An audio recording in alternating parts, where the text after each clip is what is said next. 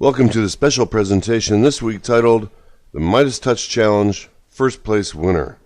My name is Todd Schaefer, Manager of Research for VectorVest, and I'll be making your presentation this evening.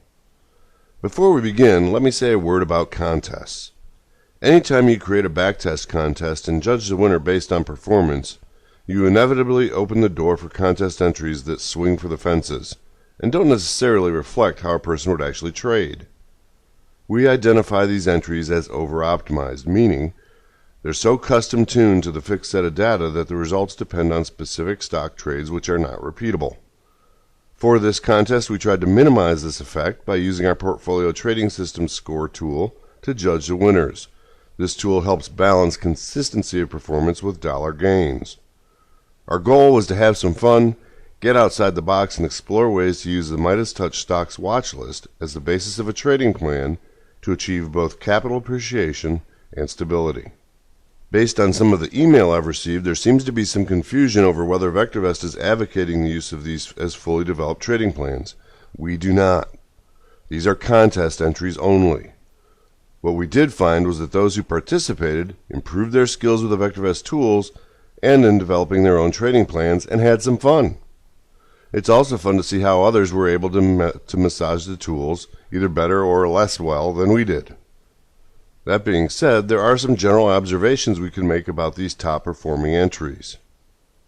But before we do that, let's take a look at our grand prize winner. So, for tonight's agenda, we're going to announce the grand prize winner of the contest, which is Lester G. We'll review Lester's backtest results and we'll review his trading plan.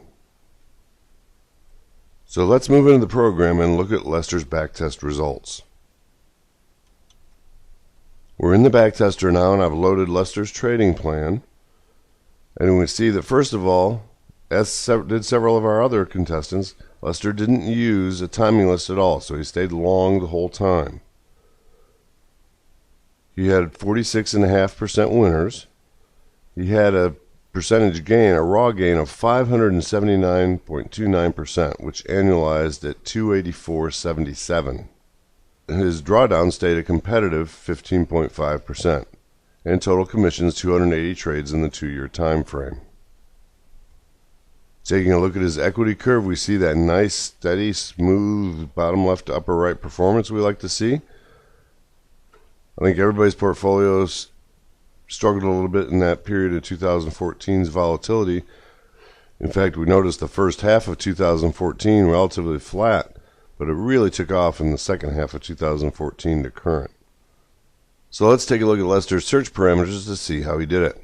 We'll go to the Unisearch tool, and you'll see that in the cherry picking group we've added Midas Touch LAG to the list, and this is Lester's search.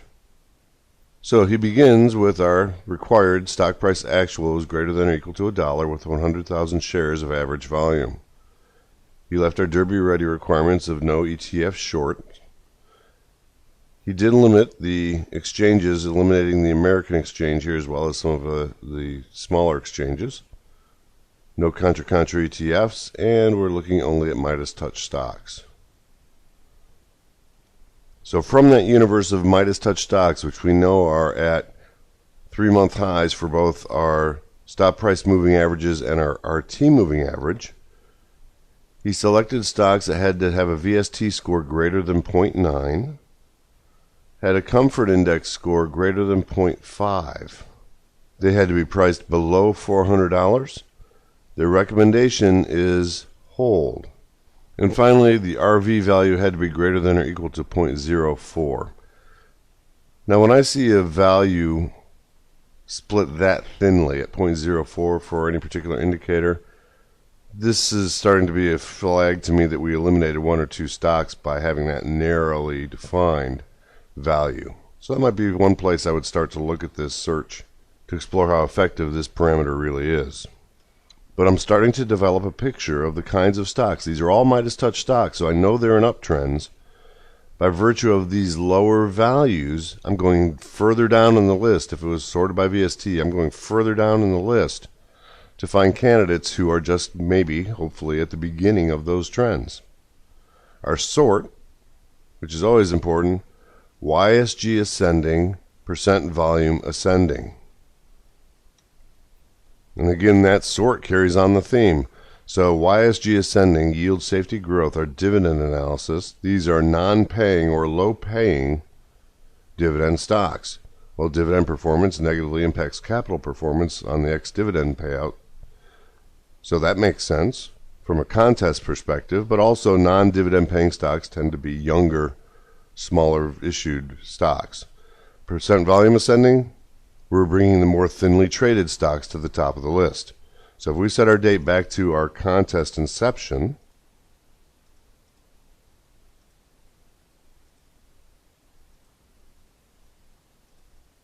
this is what the list looked like on January 2nd, 2013. And I'll minimize our search window here so we see more real estate. And maybe move over our column. If we start looking at the details of the search results, we're finding some dramatically overvalued stocks whose fundamental performance is fairly weak, but they're in very nice uptrends. Now, by setting the minimum thresholds of RV at 0.04 and CI at 0.5, were those data points important to the success of the search, or did they just happen to eliminate some individual stock trades from the backtest results? You would only know by running several turns. And so, yes, those may be emblematic of some over-optimization. Here we see all the top 10 were non-yielding, and so we took from that universe those who were falling off the most below their average volume. So if I were to try to conceptualize this approach, I'd have to say Midas Touch stocks are momentum stocks, so I'm looking for momentum stocks that are overvalued that don't pay a dividend, and catch them in relative lulls in their trading. So let's go back to the backtester and see how Lester managed the portfolio. We'll click on Edit, and then I'll click on the Customize Trading System button. Here we can see that he stayed long the whole time. His trading rules were to use a stop of RT below 1.1, which means he's closing out of these momentum trades as soon as they start breaking down. In the more settings, he used 10 positions, automatically replacing those positions, and opening 5 at a time. He invested the average value, odd lots, and didn't repurchase the same stock for 45 days. He restricted stocks who had an RT below 1.1 from any purchase, and he's maxed out at 10% of the stock's average volume.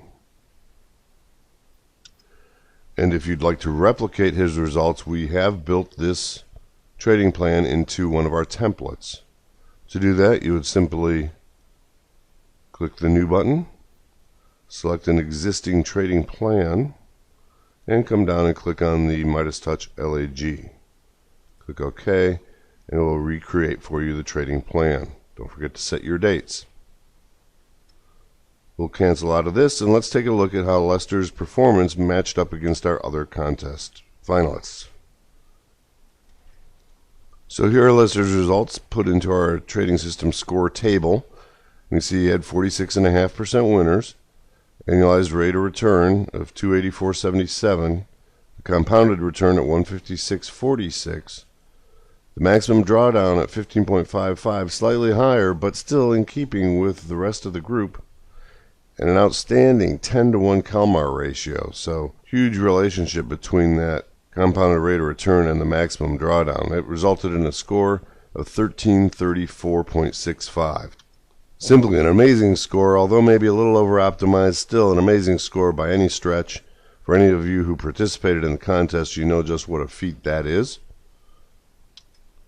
So congratulations to Lester, and in fact to all of our finalists, and even all of our contestants. Hopefully you all found it both fun and profitable to get better with the VectorVest tools. Now before we go, I'd like to say a final word about developing trading plans. Generally, as part of any trading plan analysis or development, you should test it over multiple time frames. This contest was simply on a bullish trend, a relatively quiet trend, from 2013 to current. How many different time periods should you test? As many as you need to be confident that your strategy and your portfolio management rules perform reliably. For more on building trading plans, I'd refer you to our special presentation dated July 18, 2014, titled Testing Your Ideas. I'll leave it up to you to decide if you think you can build your own trading plan around these searches. Thank you for attending our special presentation. Have a great week.